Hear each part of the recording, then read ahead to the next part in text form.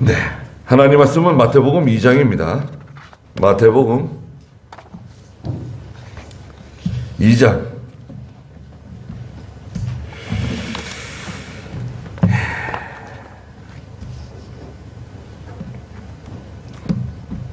마태복음 2장 1절 말씀부터 12절 말씀까지 말씀 보도록 하겠습니다.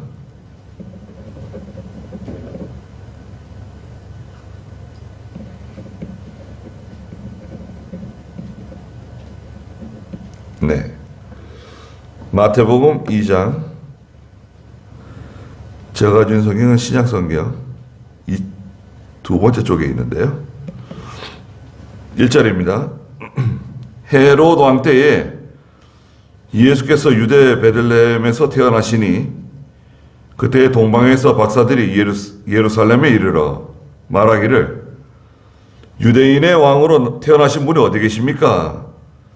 우리가 동방에서 그분의 별을 보고 그분께 경배하러 왔습니다 하니 헤롯 왕은 이 말을 듣고 어찌할 바를 몰랐으며 온 예루살렘도 그와 함께 어찌할 바를 몰랐다.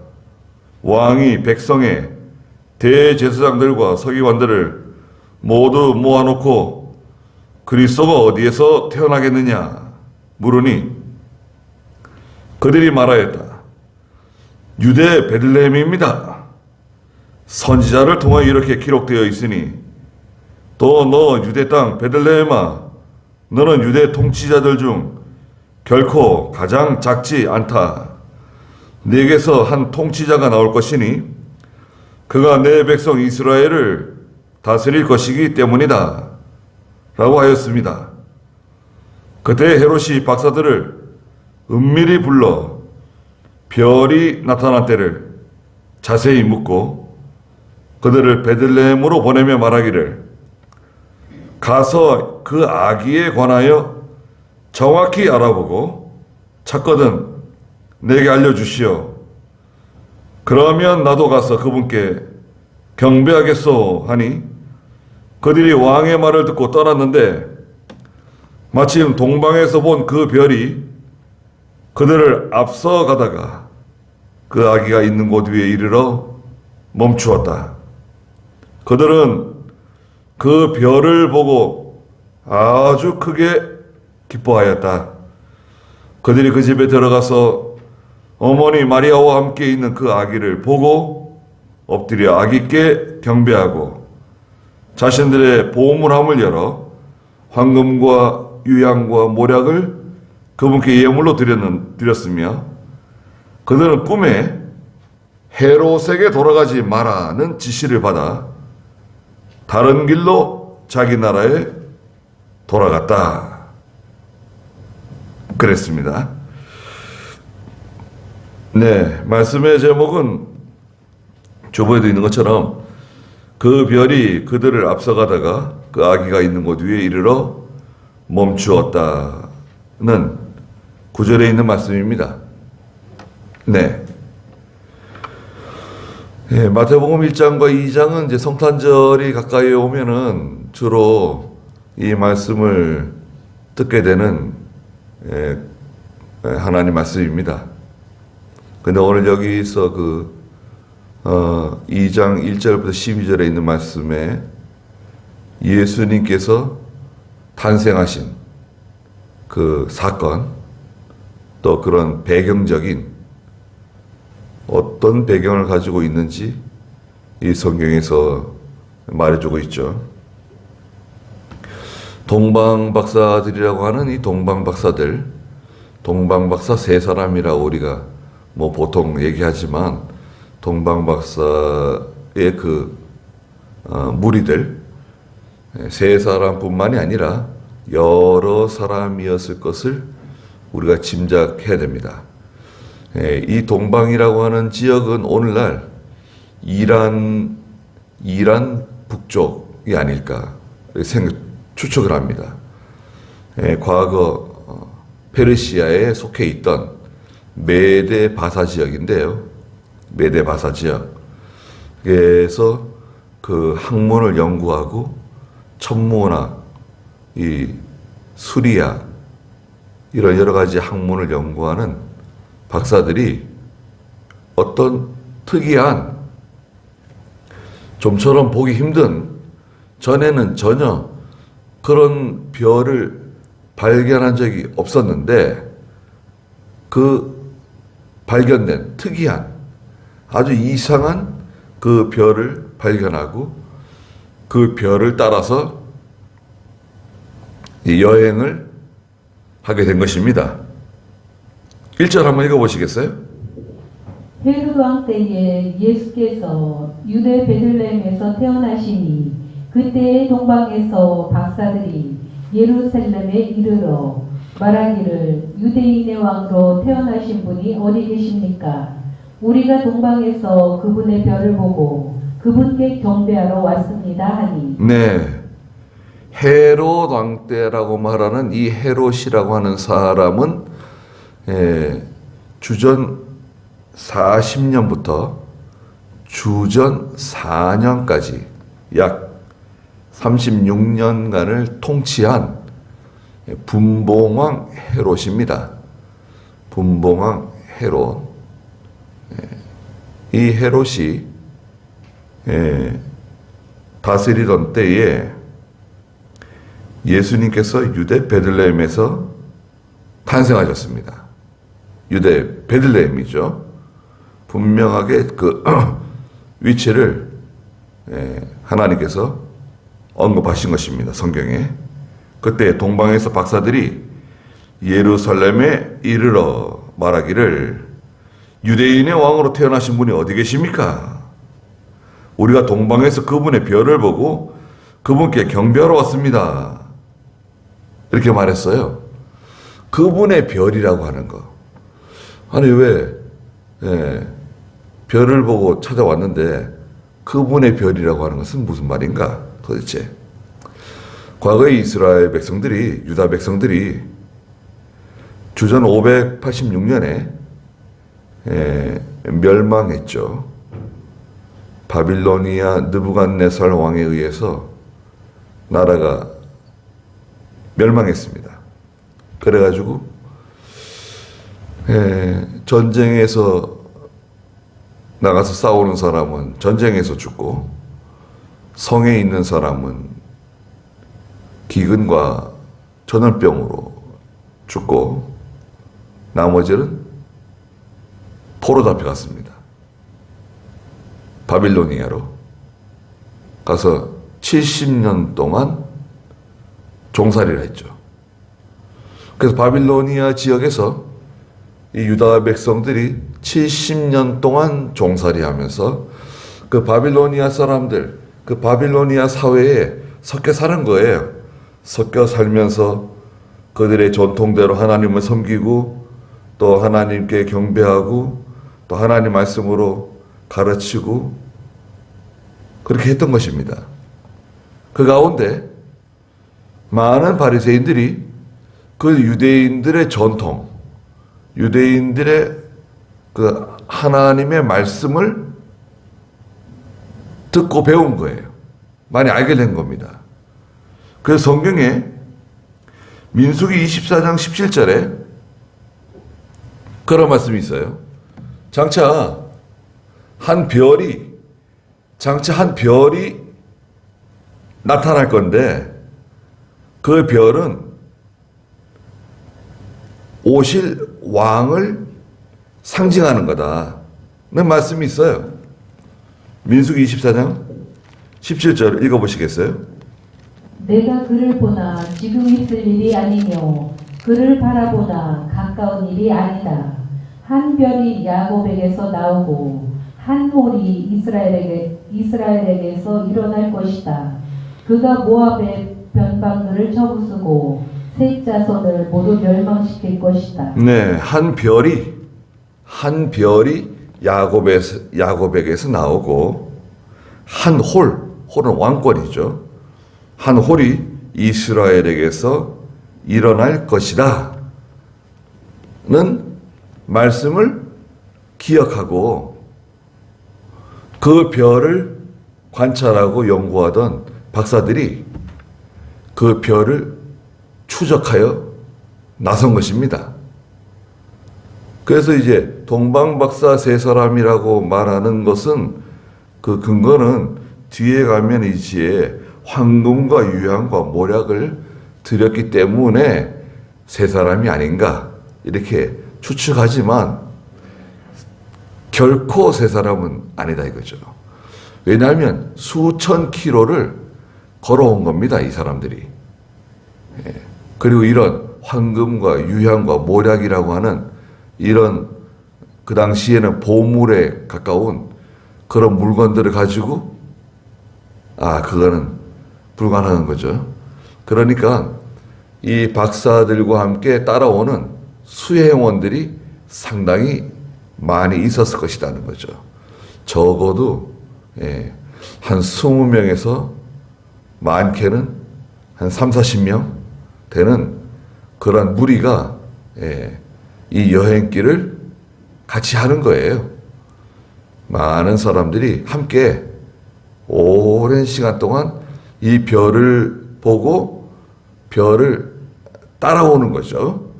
자, 이 별은 여기서는 인도하는 별입니다.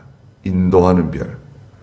구절에도 있는 것처럼 그들이 왕의 말을 듣고 떠났는데 마침 동방에서 본 그 별이 그들 앞서가다가 그 아기가 있는 곳 위에 이르러 멈추었다. 이 별은 인도하는 별이에요. 별을 따라오다가 예루살렘으로 직행해서 들어갔어요. 그런데 문제는 뭐냐? 예루살렘에 들어간 것은 별을 따라 들어간 것이 아닙니다. 예루살렘에 들어간 것은 이 박사들이 인간의 전통, 인간의 관습, 인간의 제도를 따라간 거예요. 왕이 태어나신다고 하면 전통적으로 그 나라의 수도인 또 왕이 머물고 있는 왕궁에서 왕이 태어나는 것이 정상적인 것이죠. 자연스러운 것입니다. 그러니까 왕은 예루살렘에서 태어날 것이 틀림없다라고 하는 그런 인간의 전통적인 그런 생각, 방식, 그런 제도적인, 관습적인 것을 따라간 거예요. 그 바람에 별은 잃어버렸습니다. 별은 잃어버리고 예루살렘에 들어갔는데 난리가 났어요. 큰 소동이 벌어졌습니다. 3절 읽어보시겠어요? 헤롯 왕은 이 말을 듣고 어찌할 바를 몰랐으며 온 예루살렘도 그와 함께 어찌할 바를 몰랐다. 왕이 백성의 대제사장들과 서기관들을 모두 모아놓고 그리스도가 어디에서 태어나겠느냐 물으니 그들이 말하였다. 유대 베들레헴입니다. 네. 헤롯 왕이 동방박사들을 영접하고 아니 이 사람들이 얘기하는 걸 들어보니까 말이죠. 왕이 태어났다는 거예요. 우리가 그분의 별을 보고 그 별을 따라왔다는 거예요. 여기까지. 그러니까 헤롯이 깜짝 놀랐습니다. 네. 물론 이 헤롯은 로마의 황제가 임명한 일종의 월급쟁이 왕이에요. 분봉왕이라고 하거든요. 분봉왕. 그래서 당시 로마는요, 그런 정치력이 대단해요. 식민지가 어떤 새로운 식민지가 생기게 되면 그 식민지에 왕을 임명해요. 그 왕은 분봉왕이라고 그래요. 분봉왕. 헤롯은 분봉왕 헤롯이죠. 분봉왕 헤롯이 있고 이 분봉왕이 제 마음대로 제 마음대로 막 권력을 사용하고 또 치부하고 이제 마음대로 하지 못하도록 견제 세력으로 총독을 또 임명해요. 총독. 빌라도가 총독으로 있었죠. 정치적으로 이제 두 세력을 임명해 놓고 분봉왕과 이 총독이 서로 견제하고 감시하고 그러면서 로마 황제에게 충성하도록 이렇게 구조를 딱 만들어 놓았습니다. 여하튼 왕은 헤롯이에요. 내가 지금 왕인데 왕이 태어났다고 하니까 말이죠. 놀랄 일이죠. 큰일 난 거예요. 도대체 이게 무슨 말인가 이게. 가만히 얘기를 들어보니까 사실인 것 같아요. 동방박사들이 그 먼 데서 일정하게 그 별이 움직이는 그 방향을 따라서 계속 별을 추적해가지고 여기까지 온 거 아니에요? 그래서 이제 이병규 목사님의 스승 목사님이 계시는데 이북에 이기서 목사님이라고 하는 귀한 분이 계시죠. 순교하셨는데 이기서 목사님은 감옥에서 돌아가셨어요. 그래서 이 동방박사들에 대해서 동방박사들의 세 가지 믿음이다 이런 것을 가르치셨어요. 첫째는 뭐냐? 불고가사다. 불고가사. 자기 집안에 있는 자기 사사로운 일을 생각하지 아니하고 가족이나 자녀나 이런 것을 다 뒤로 하고 별을 따라가는 것이다.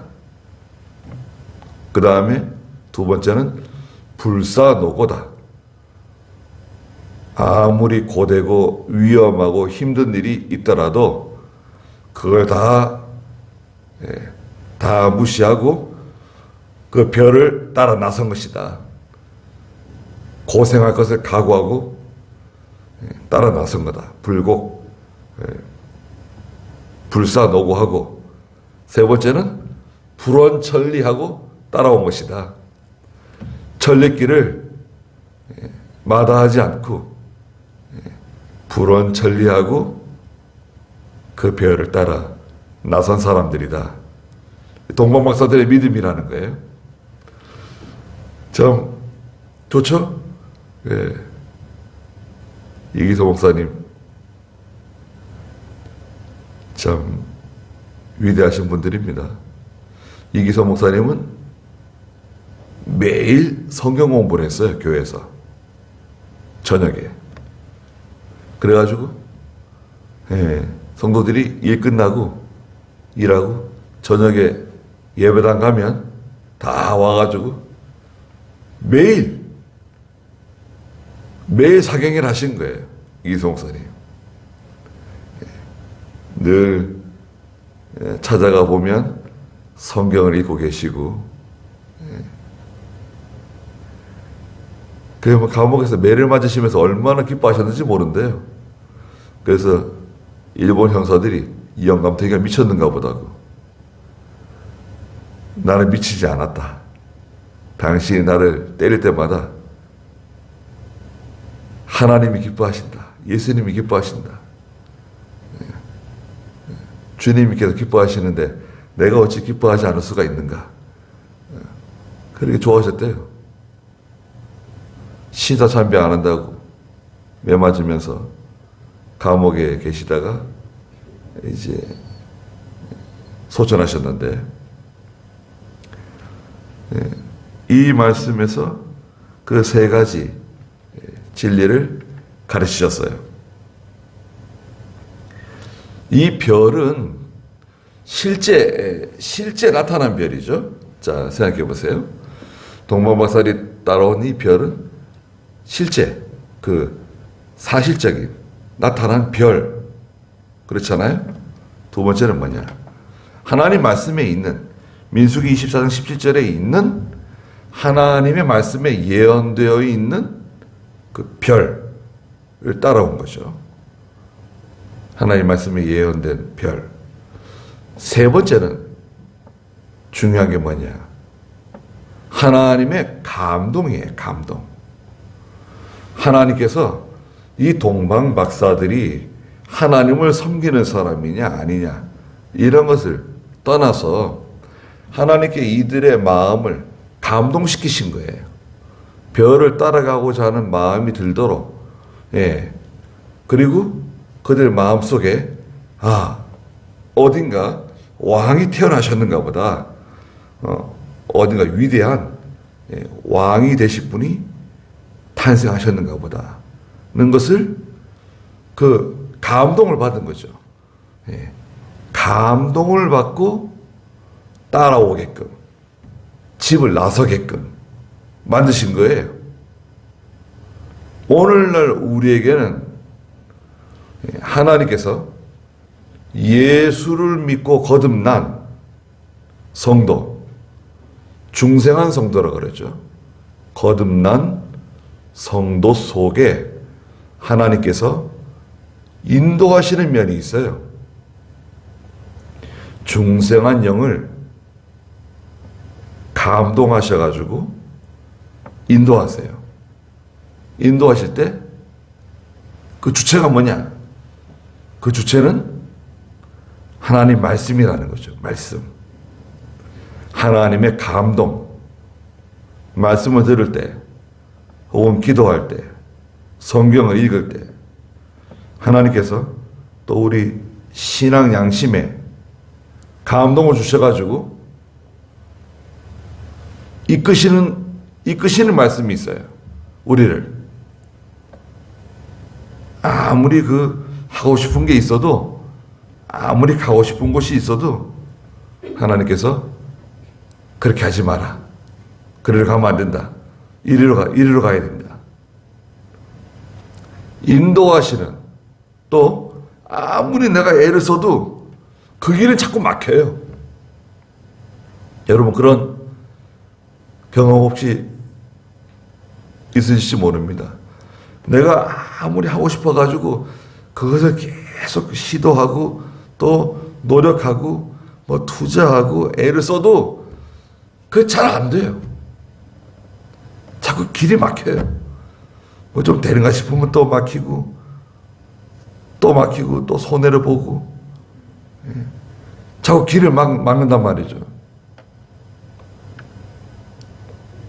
호세아서에서는 가시와 담으로 하나님이 우리의 길을 막으신다 그랬는데 자꾸 길을 막으세요.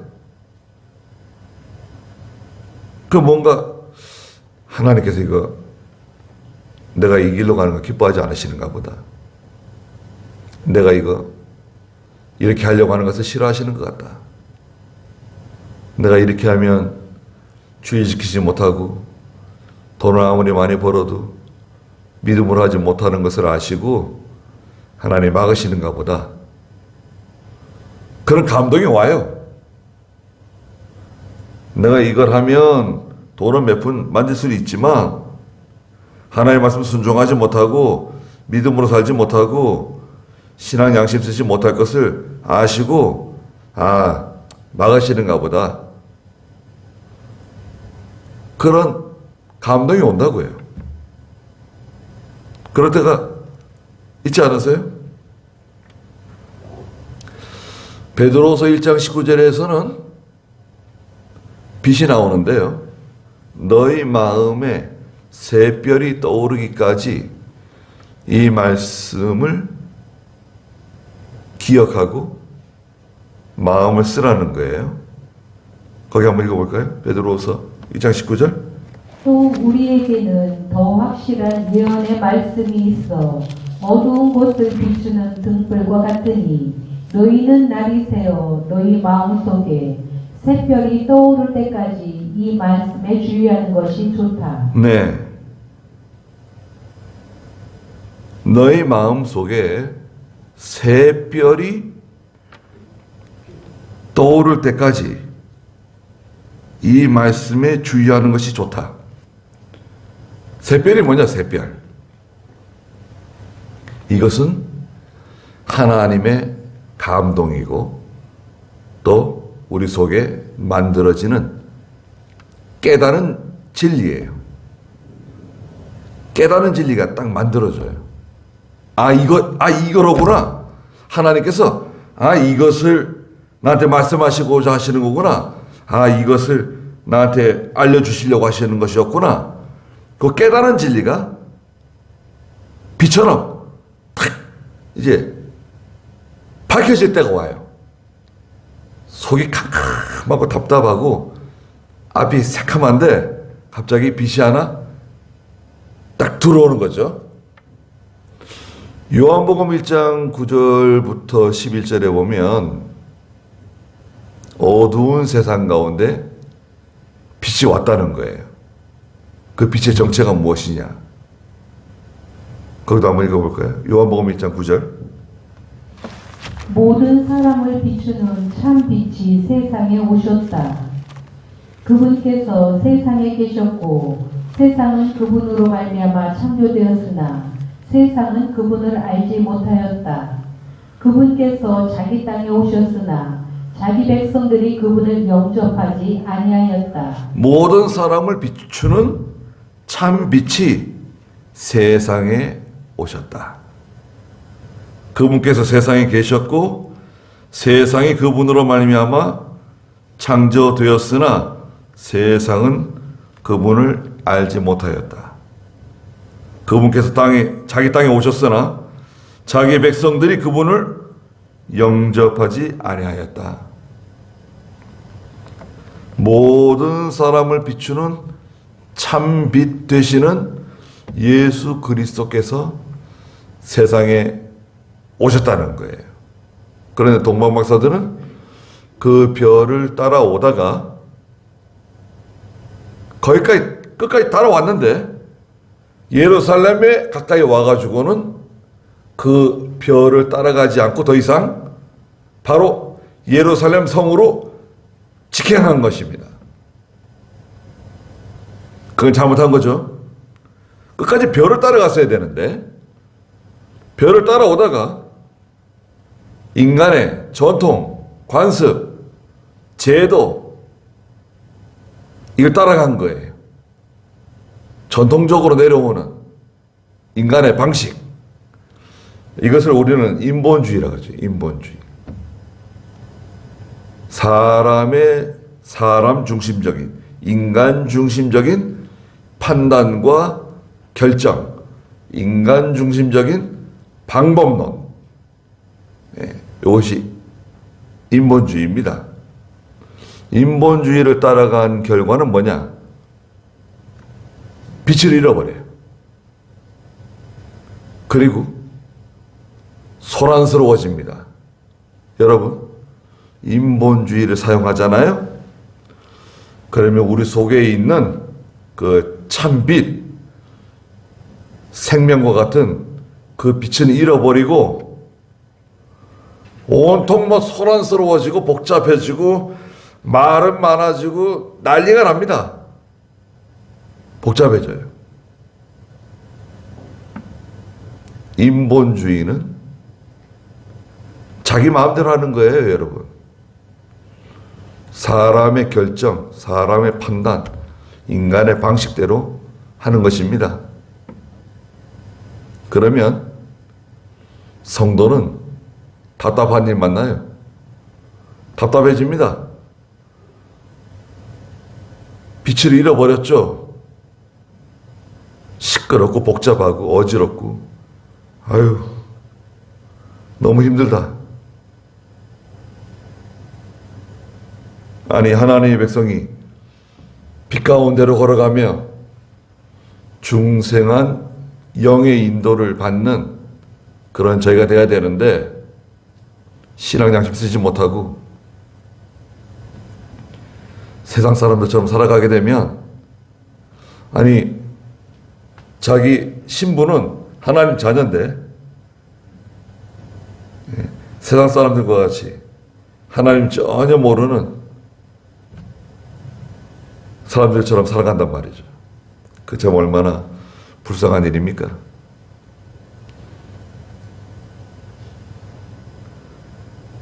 그러니까 헤롯 왕이 난리가 났어요. 아, 이게 도대체 무슨 말이냐. 그래가지고 왕이 4절에 보니까 백성의 대제사장들, 서기관들을 모두 모아놓고 그리스도가 어디서 태어나겠느냐 물었어요. 그리스도가 어디서 태어난다고 성경에 말했느냐? 찾아봐라. 알아내라. 소동이 일어난 거 보니까 이건 준비가 되어 있지 않은 거죠. 예루살렘은 메시아 되신 그리스도를 영접할 준비가 전혀 되어 있지 않아요. 난리가 난 겁니다. 그래 대제사장들 서기관들 불러다가 도대체 그리스도가 태어나신다고 하면 어디서 태어난다고 말씀하셨느냐? 성경에서 빨리 찾아봐라. 알아내라. 명령을 했습니다. 그랬더니요. 이 사람들은 성경에는 뭐 도사들입니다. 박사들입니다. 금방 찾아냈어요. 뭐라고 말합니까? 5절에 그들이 말하였다. 유대 베들레헴입니다. 답이 나왔어요. 유대 땅 베들레헴이라는 거예요. 선지자들을 통하여 이렇게 기록되어 있는데 미가서 5장 2절에 보면 또 너 유대 땅 베들레헴아 너는 유대 통치자들 중 결코 가장 작지 않다. 내게서 한 통치자가 나올 것이니 그가 내 백성 이스라엘을 다스릴 것이기 때문이다. 라고 하였습니다. 정답지를 가져왔어요. 베들레헴입니다. 성경에 미가서 5장 2절에 이렇게 예언되어 있습니다. 예. 정답지를 가지고 왔어요. 자, 왕이 태어나실 건데 유대 오울에 있는 베들레헴입니다. 베들레헴은 예루살렘에서 한 5리에서 한 10리 정도 떨어져 있는 동네예요. 작은 동네입니다. 시골이에요.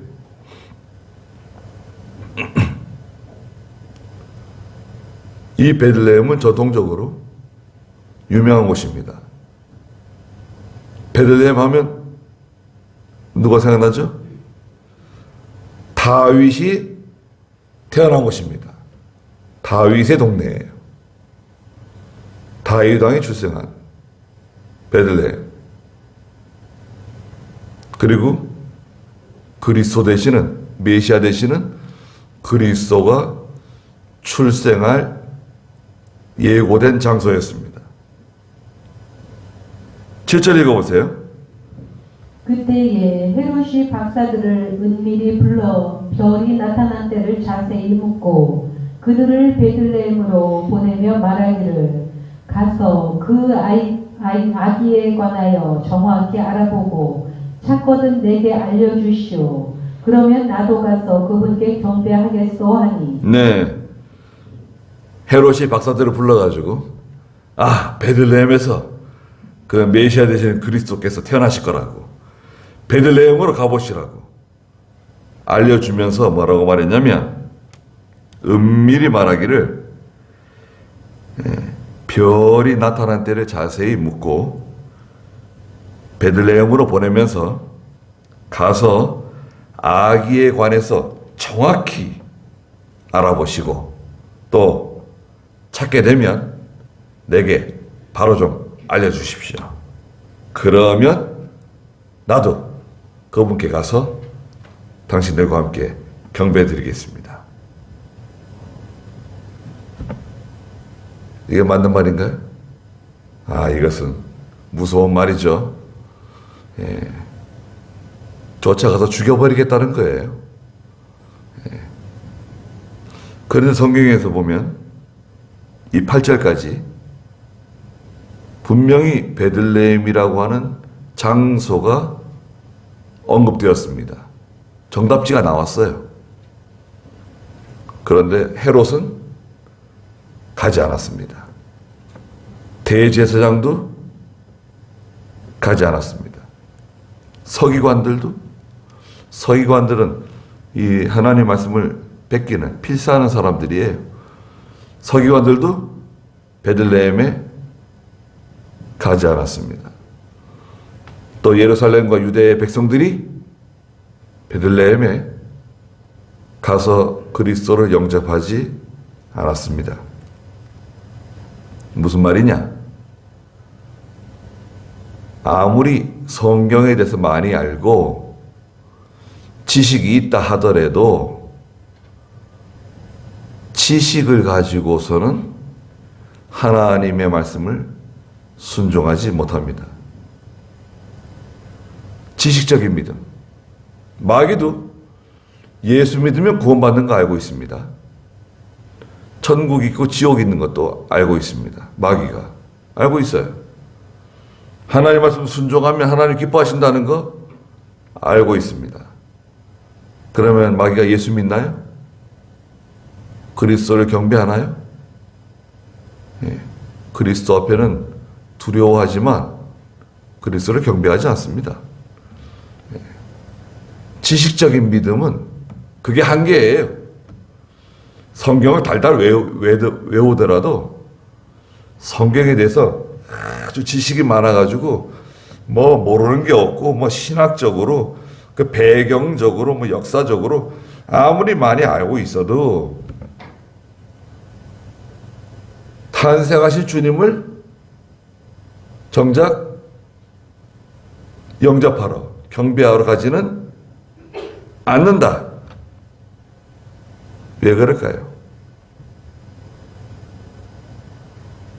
그들은 왜 예수님께서 하나님으로서 인간의 몸을 입으시고 이 세상에 오신 그 참 너무나 감격적인 기쁨의 장소에 가지 않았을까?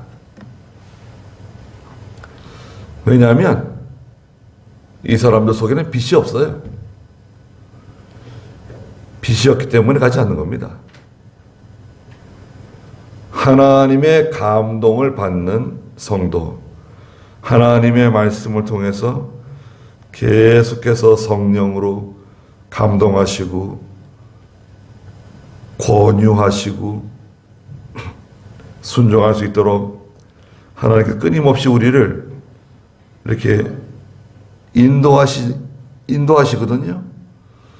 그런 감동이 없으면 순종이 안 돼요. 순종은 인간의 자발적인 의지에서 나오는 게 아닙니다. 다시 한번 들어보세요.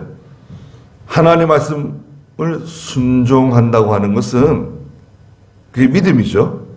믿음은 하나님 말씀을 듣고 순종하는 것을 믿음이라고 하는 거거든요. 그게 믿음이에요. 믿음이 뭐냐? 누가 물어볼 때 믿음 뭐 예수 믿는 거지 뭐. 그렇게 되면은 곤란합니다. 믿음이라고 하는 것은 하나님의 말씀을 듣고 청종하고 그 말씀을 순종하는 게 믿음이다. 그런데 이 순종은 개인의 의지로 순종할 수 없다. 자기의 노력, 자기의 의지를 가지고는 하나님 말씀을 결코 순종할 수가 없습니다. 뭐가 필요하냐? 하나님께서 성령을 통해서 우리에게 감동을 주셔야 돼요. 감동. 그 영감이에요. 영감. 하나님의 감동을 받아야 우리 이 몸뚱아리가 하나님 말씀에 복종해요. 굴복해요. 감동이 없으면 순종이 안 돼요. 이렇게 하면 안 되는데 알고는 있지만 안 가요. 베들레헴에 안 가 절대로. 성경에 분명히 나타나 있지만 거기에 부응하지 않아요. 인도를 따라가지 않아요. 왜? 감동이 없거든요. 하나님이 그 사람 속에 감동을 싹 걷어가시는 거예요. 감동이 없으면 동방박사들처럼 베들레헴에 가지 않습니다. 동방박사들은 베들레헴이다 라는 그 답을 들었을 때 얼마나 기뻤을까요? 베들레헴이 어디 있습니까? 어떤 길로 가야 됩니까? 저 길로 가면 된다. 저 길로 얼마만큼 가면 베들레헴이라고 하는 동네가 나온다. 가보시라고. 거기 가서 그 탄생하신 분을 만나게 되면 우리에게 좀 자세히 알려달라고 서로 약속까지 하고 길을 떠났습니다. 근데 별을 잃어버렸죠. 별을 잃어버리면 아까도 말씀드린 것처럼 캄캄해지고 복잡해지고 요란해지고 시끄러워지고 여러 가지 이상한 일들이 막 벌어집니다. 피곤해져요. 그런데 9절 읽어보세요. 그들이 왕의 말을 듣고 떠났는데 마침 동방에서 본 그 별이 그들을 앞서가다가 그 아기가 있는 곳 위에 이르러 멈추었다. 그들은 그 별을 보고 아주 크게 기뻐하였다.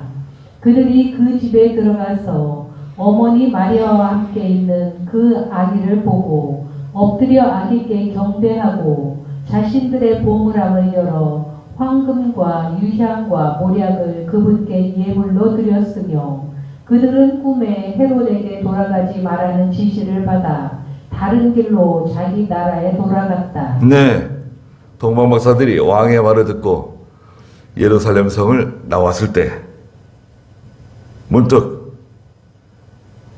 그 동방에서 본 그 별이 나타나가지고요, 그들 앞서 인도하는 거예요. 또 다시 얼마나 기뻤는지 말이죠. 그리고 그 별이 앞서가다가 그 아기가 있는 곳 위에 이르러 멈추었다. 그 별은 정체가 뭐죠? 인도하는 별이다. 그 별은 예수 그리스도이시고 그 별은 하나님의 감동입니다. 중생한 영이 인도하는 성령의 감동.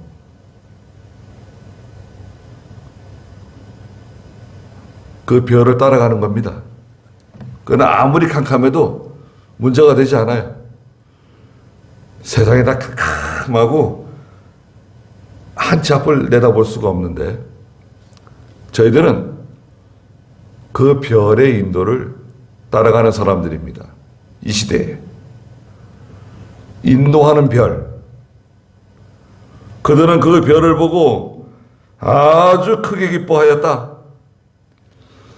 이 별을 발견한 사람은 반드시 크게 기뻐합니다.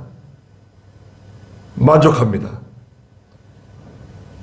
문제를 해결받아요.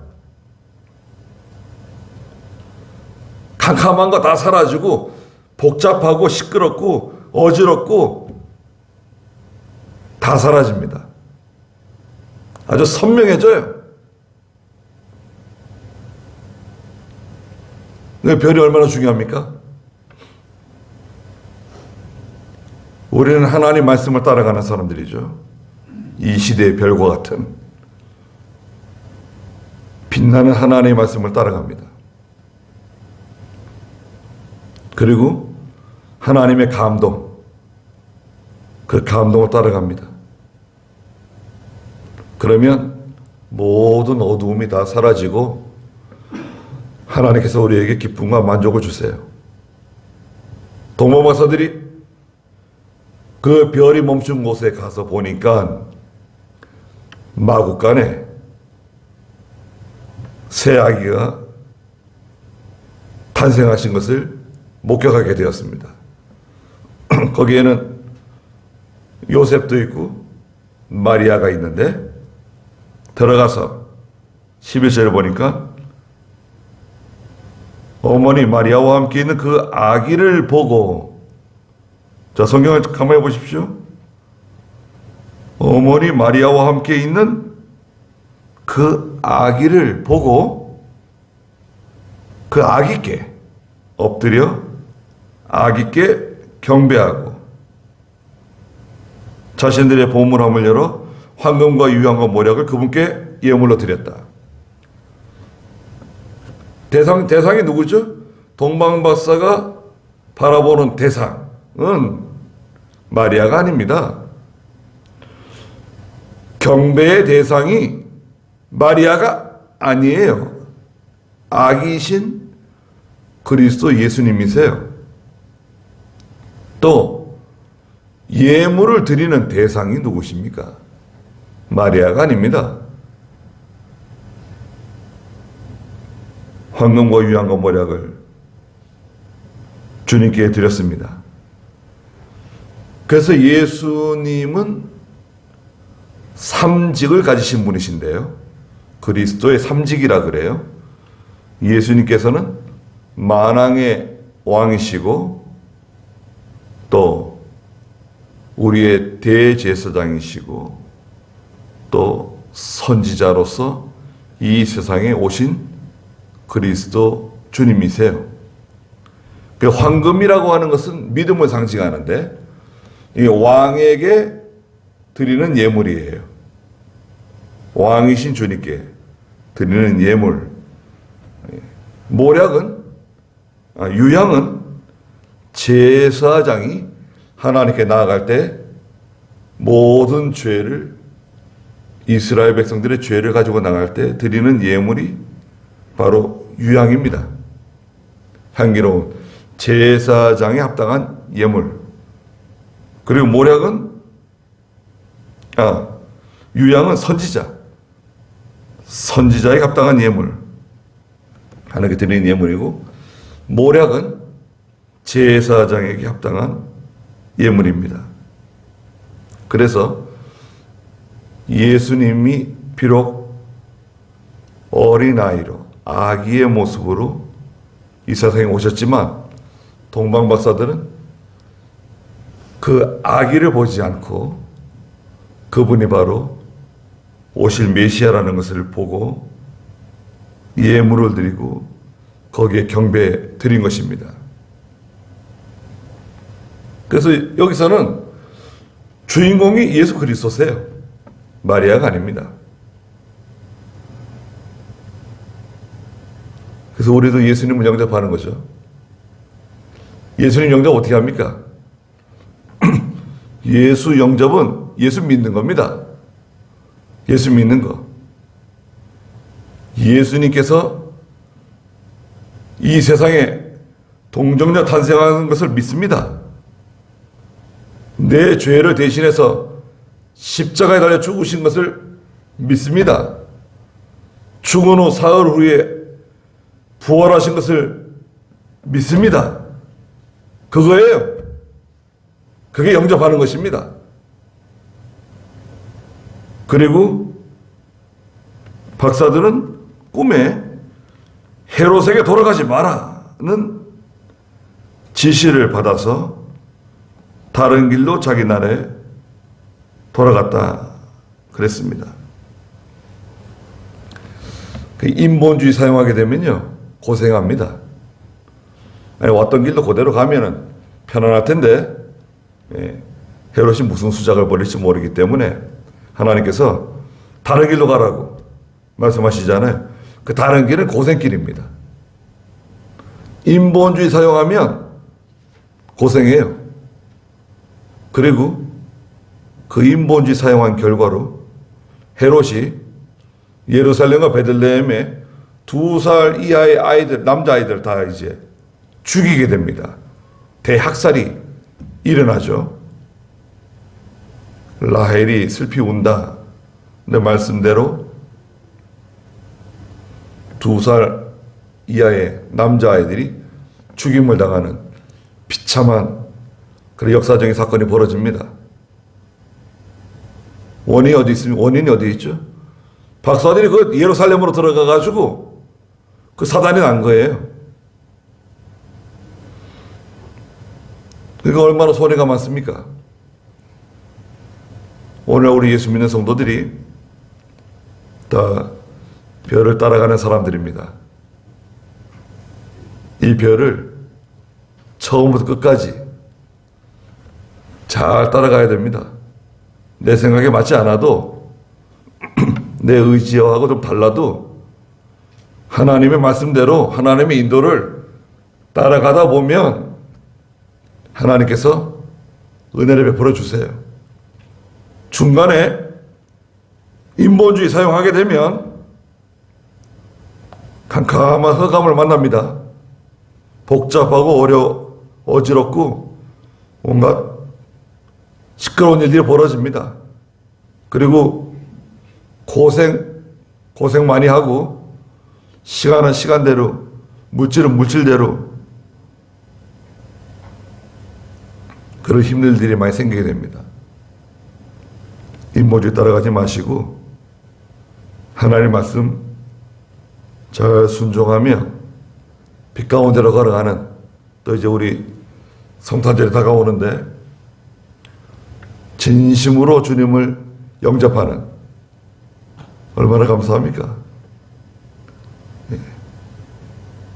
세상 사람들이 한번 성탄절 되면 쓸데없이 기뻐하고 좋아하지만 우리는 동방박사들처럼 예수님을 찾아가서 만나고 그분께 경배하고 예물을 드리는 그런 제가 다 돼야 되겠습니다.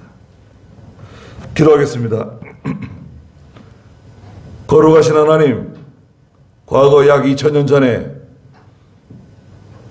주께서 이 세상에 인간의 몸으로 찾아와 주시고 택한 백성들의 모든 죄를 그 몸에 다 지시고 십자가에 달려 죽어주신, 또 죽은 후 3일 후에 부활하신 예수 그리스도를 바라보는 제가 되게 해주시옵소서. 빛 대신 주님의 인도를 따라가게 해주시고 항상 저희 중생한 영이 하나님의 감동을 받아 하나님의 말씀의 인도를 따라가는 저희가 다 되게 해주시옵소서. 인본주의로 기울어지지 않게 해주시고 인간의 욕심과 인간의 생각으로 기울어지지 않도록 하나님 저희들을 지켜주시고 동방박사들과 같이 주님을 보고 주님께 경배하며 주님께 모든 것을 드리는 저희가 다 되게 해주시옵소서. 예수님의 이름으로 기도드리옵나이다. 아멘. 한 번 더 기도하겠습니다. 우리 주 예수 그리스도의 크신 은혜와 하나님 우리 아버지의 무한하신 사랑하심과 성령의 감화하시고 감동하시며 인도하시는 크신 은혜가 사랑하는 모든 성도들과 믿음의 가정들과 믿음의 자녀들에게 항상 계시기를 축원하옵나이다. 아멘.